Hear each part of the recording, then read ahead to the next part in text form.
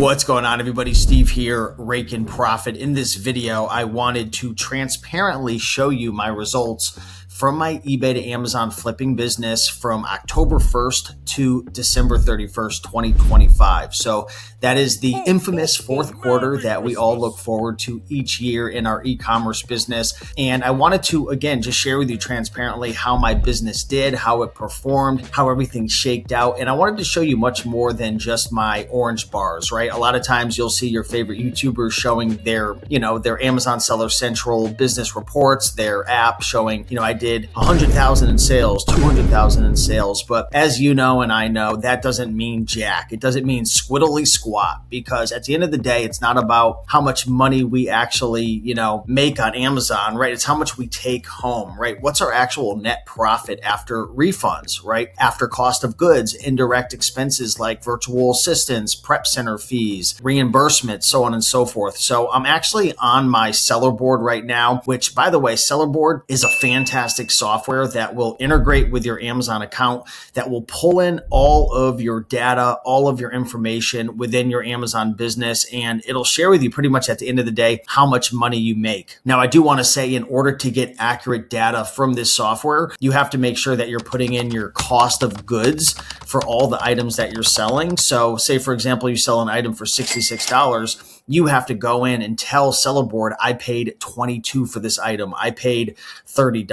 Also, if you want your net profit to be accurate, like I'm going to show you in this video, you have to put in all of your indirect expenses, your software expenses, prep center expenses, any of your expenses. You can go in and you can add into here bookkeeping, QuickBooks, Replen Catcher, virtual assistants, so on and so forth, to make sure at the end of the day, you can actually see how much net profit did I make on the items that I sold. Now, keep in mind, what I'm going to show you today isn't a cash flow statement. It's not a profit and loss report. Those are, different things that I do track, but this is going to show you how much profit I made on all the products that I sold in my Amazon business. Now, if you do want to get a free trial to Seller Board, you can check out the link on the screen, rakeandprofit.com/seller board. I did negotiate a special deal for my audience where you can get 2 months free and you don't even have to put in a credit card. So you can literally try this out, integrate it with your Amazon account, pull in all the data, enjoy it for 60 days. And hey, if you don't like it or don't love it, then your credit card's not even on file. You're not even going to get charged. But if you love it, I think it comes out to like $20 a month or $16 or $17 if you do the annual plan. So with that out of the way, let's dive into this video. And I want to break down the numbers in my business, fourth quarter, 2025. Did I actually make money?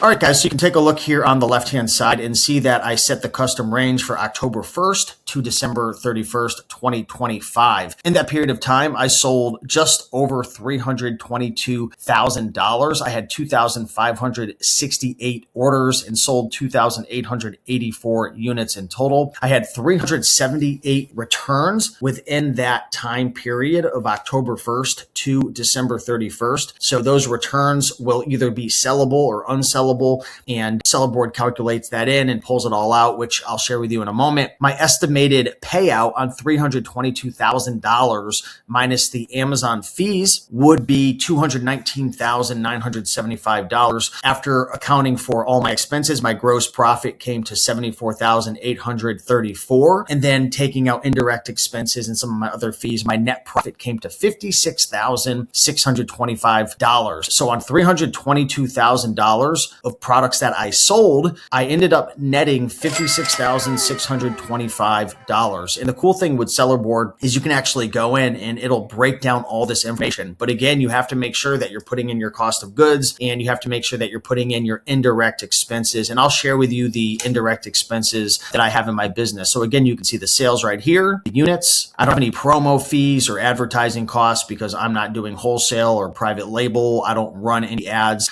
All the products that I'm selling are already popular, already ranked. Here you can see my refund cost. And if you click into that, it actually will calculate the total refunded amount, and it'll actually credit you back based on items that are sellable, because, you're going to be able to sell them in the future. So it'll break down what are your unsellable product costs, what are your refund commissions, variable closing fees, restocking deductions, refunded referral fees.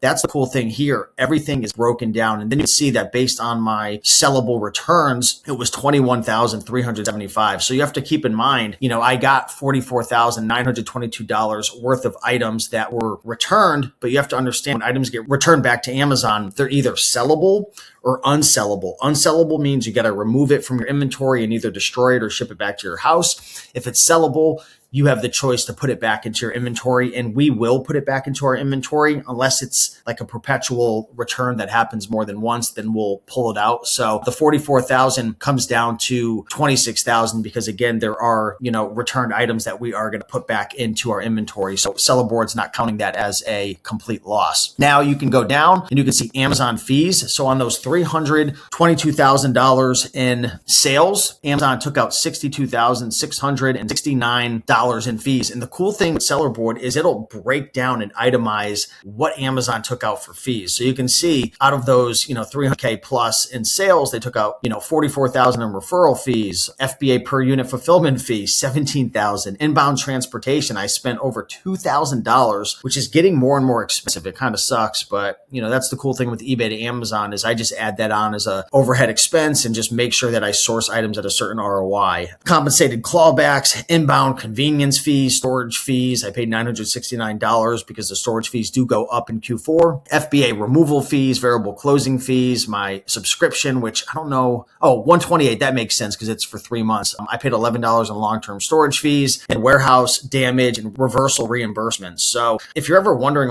what is actually going on with Amazon and my fees, this is one of the benefits of using Seller Board. Again, guys, after this video, right now, pause the video, get a free trial. You literally don't even have to put in a credit card. Just use it for 2 months. If you want to cancel, but at least get some clarity and get some vision into your business. Okay. So yeah, if you click this little button, because you see the arrow, it opens it up. All right, next. Cost of goods. Okay. So this is how much I spent on the products that I sold. Now, this isn't tracking everything that I spent within October 1st to December 31st in my business, right? This isn't including inventory that hasn't sold, right? Inventory that I've purchased that haven't checked in yet, so on and so forth. Seller Board's only tracking your profit based on what has sold. So you have to understand this isn't what I took home necessarily because there's still, money going into the business for buying inventory for the next month. There's inventory that hasn't sold that I spent money on previously. So you have to understand, guys, this is not going to replace your QuickBooks. This isn't going to replace a P&L report. This isn't going to replace a cash flow statement. There's different things and different reasons for using, P&L reports versus cash flow statements versus this. This is more or less giving you an idea of what's my profitability within a time frame on the items that I sold. Okay. So very, very important to understand. And I could definitely go deeper on that in a future video. All right. So you can see my gross profit came to $74,834. But then when you remove out my indirect expenses of $18,209, it comes down to a net profit of $56,625. Okay. So what are indirect expenses? So for me, my indirect expenses include, bookkeeping and taxes. This isn't necessarily paying taxes, but this is just my accountant, my, bookkeeper, so on and so forth, my fees for my prep center, my softwares and tools that I use, and then my virtual assistant. So my virtual assistant cost was very high during Q4 because I offer an incentive program. I'm going to make a video in the future talking about my incentive programs. I've talked a little bit about it in my eBay to Amazon Facebook group, which again is 100% free. If any of you guys want to get started with this, join my free Facebook group, right? I'll put a picture or a link on the page. That's the best place to ask questions. I share a ton of tips in there every single day. And yeah, my virtual assistant's in there. A lot of people, if you have VAs, put them in the group. You can ask questions as well. But yeah, virtual assistants definitely paid a lot because they sourced a lot and I want to incentivize them as I make more money. I want them to make more money as well. Okay. So you can see this is the net profit of what I actually made, net profit. You could say take home, but it's not necessarily take home because take home is going to be minus, after reinvesting back in the business, so on and so forth. But, I could dive deeper into that in another video. Okay. So now you can see my refund percentage. So this is based on how many items I sold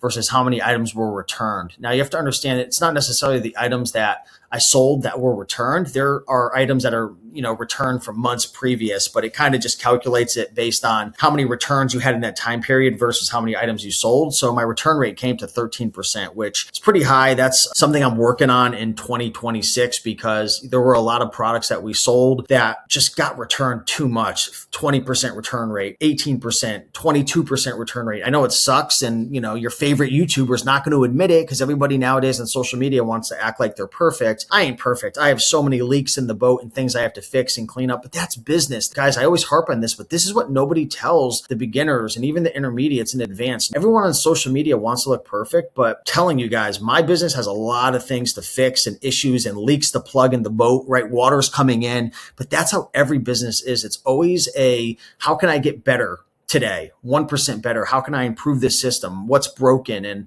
I'm just sharing with you guys the truth. So yeah, got to definitely improve that. And Sellerboard can help with that because you can actually dive deep into specific ASINs. So say, for example, you sold a specific ASIN. You can look over the last 12 months, how many times did I sell it? How much net profit did I make? What was my actual net margin? What was my refund rate? So now before we source our items in Replan Catcher, we have a Sellerboard integration now. And before we buy an item, we click it. It'll pull up that ASIN the last 12 months and break down how much net margin we made. What's the refund rate? And if our net margins are less than 20% and our return rate is, a lot of times over 15%, we're just staying away from it now. So I'm really confident that's going to help our business in 2026 because we didn't really have that system in 2025. We had some systems, but they were very loosey-goosey, to be honest with you. So yeah, definitely something that, I'm working on. Just want to be, honest with you guys about that. So my total net margin came to 17.57%. My ROI, my net ROI came to about 36%. You can see how many sessions I had, 292,000.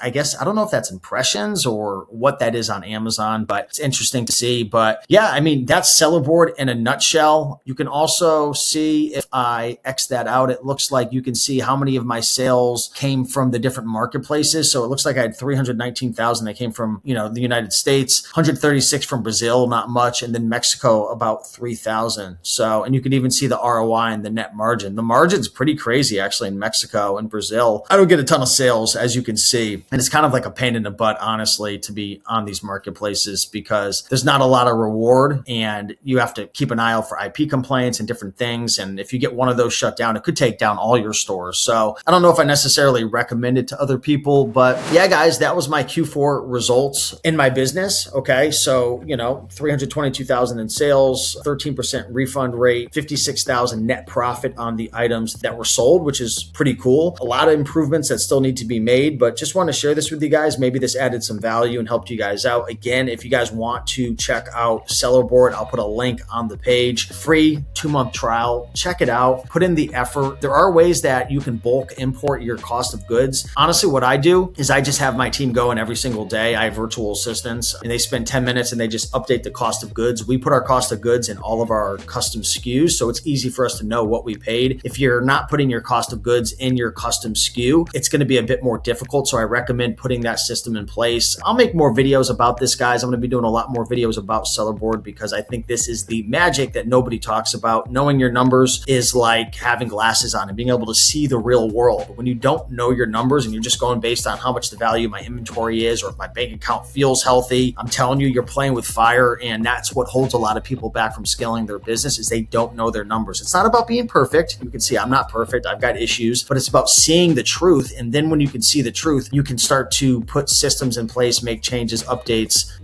so on and so forth to improve the different parts of your business that could use improvement. So if you guys enjoyed this video, be sure to smash that like button, check out the links down below. And with that being said, appreciate you guys. Much love. Bye-bye.